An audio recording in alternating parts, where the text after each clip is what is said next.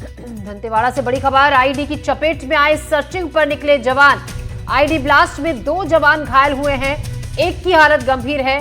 घायल जवानों को जिला अस्पताल लाने की तैयारी है। तो सर्चिंग पर थे सीआरपीएफ 195वीं बटालियन के जवान। बारसूर इलाके के मालेवाही क्षेत्र में सर्चिंग पर थे ये जवान, जिस दौरान आईडी की चपेट में आ गए और 2 जवान जख्मी हो गए, जिसमें एक की हालत गंभीर है। दोनों को अस्पताल ले जाने की तैयारी है। आपको बता दें, सर्चिंग के लिए ये जवान निकले थे। इस दौरान आईडी की चपेट में आने से 2 जवान बुरी तरीके से जख्मी हो गए, जिसमें एक की हालत गंभीर बताई जा रही है। दोनों को अस्पताल ले जाने की तैयारी है।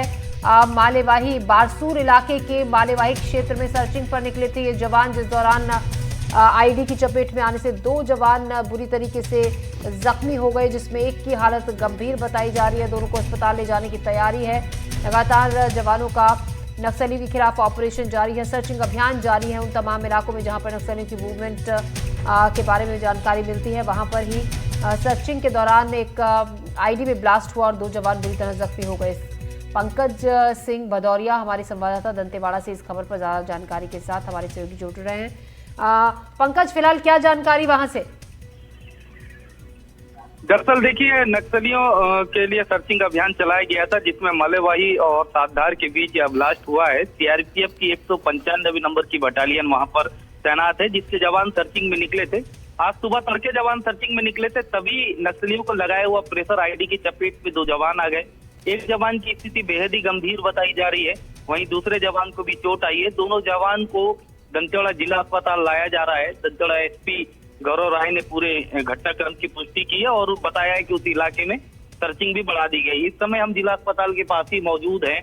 यहाँ पर लगातार फोर्स बढ़ाई जा रही है और जवानों को लाया जा रहा है। साथ में ये भी बताया जा रहा है कि चॉपर की भी व्यवस्था की गई है कि स्थिति ज्यादा गंभीर है तो फिर उस जवान को सीधे यहाँ से एयरलिफ्ट करा करके रायपुर ले जाया जाएगा। जी पंकज, क्या सर्चिंग उस एरिया में अभी भी चल रही है? क्योंकि हमने पिछले दिनों देखा है कि कई मामले ऐसे सामने आए जहां पर आईडी ब्लास्ट की चपेट में आने से जवान जख्मी हुए हैं या कुछ जवान की जान गई है। ऐसे में हम ये भी जानना चाहेंगे, क्योंकि देखिए आईडी ब्लास्ट में आईडी जो डिटेक्ट करने वाले जो उपकरण हैं उनमें बताया ये भी जाता है कि अभी और भी बहुत ज़्यादा उसमें ज़रूरत है, जिसके चलते आईडी जहां पर लगे होते हैं, नक्सलियों ने लगाए होते हैं, वहां पर कई बार उसको डिटेक्ट करने में काफ़ी देरी हो जाती है।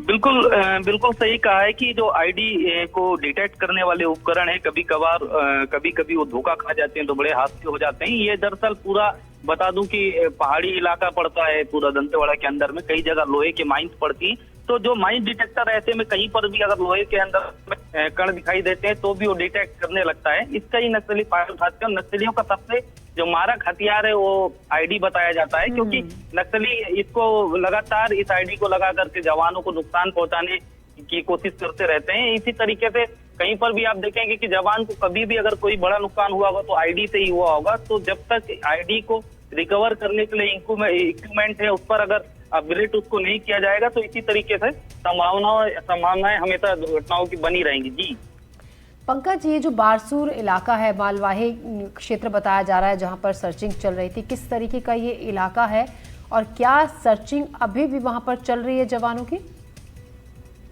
दरअसल देखिए, ये जो बारसूर से मालेवाही का जो इलाका पड़ता है, नारायणपुर को जोड़ने वाला जिला है। नारायणपुर और दंतेवाड़ा दोनों जिले को झेलता है। इसमें पूरा अबूझमाड़ का इलाका पड़ता है, बेहद ही सेंसिटिव और घना जंगल का इलाका पड़ता है। इस पर अभी हाल में ही जो दंतेवाड़ा में जो बाढ़ आई है पूरा दंतेवाड़ा बस्तर संभाग में, उससे कई पुल पुलिया टूट गई हैं। आवागमन भी इस इलाके में बहुत ज्यादा प्रभावित हुआ है और नक्सलियों का ये एकदम महफूज ठिकाना है। तो लगातार इस इलाके में जवान सर्चिंग ऑपरेशन चलाते हैं, नक्सलियों को पीछे ढकेलते हैं। अभी 4-5 दिन पहले ही इस इलाके में एक बड़ी मुठभेड़ चलाई गई थी, ज्वाइंट ऑपरेशन चलाया गया था, जिसमें एक महिला नक्सली बिमला सोड़ी है जो प्लाटून नंबर 16 की, उसको भी मार गिराया गया। इस तरीके से इस इलाके में अभियान तो हमेशा चलाया जाता है और अभी भी सर्चिंग अभियान को तेज किया गया है। घटना के बाद से दंतेवाड़ा एसपी ने बताया है कि और बल को वहां पर भेजा गया है। जी पंकज, हम एक बार और आपसे ये भी चाहेंगे जानना, एक बार हमें आप और फिर से अपडेट देते हैं कि कितने जवान बताए जा रहे हैं जो घायल हुए हैं इस आईडी ब्लास्ट में? दरअसल देखिए, यह एक प्रेशर आईडी था। इस प्रेशर आईडी की चपेट में एक जवान पूरी तरीके से जिसका पैर पर बहुत ही ज्यादा गंभीर रूप से घायल हुआ, वहीं दूसरे जवान को भी उसके पैर पर चोट आई है। जो जवान बहुत ज्यादा गंभीर रूप से घायल हुआ है उसकी हालत सीरियस है बताया जा रहा है। एसपी ने खुद बताया है कि वो बहुत ज्यादा सीरियस है, तो उसे दंतेवाड़ा लाने के बजाय सीधा रायपुर ले जाएंगे और जिसे थोड़ी सी हल्की चोटें आई हैं उसे दंतेवाड़ा में ही रखा जाएगा। कई जवान सर्चिंग में निकले थे, नक्सलियों के खिलाफ यह पूरा ऑपरेशन था।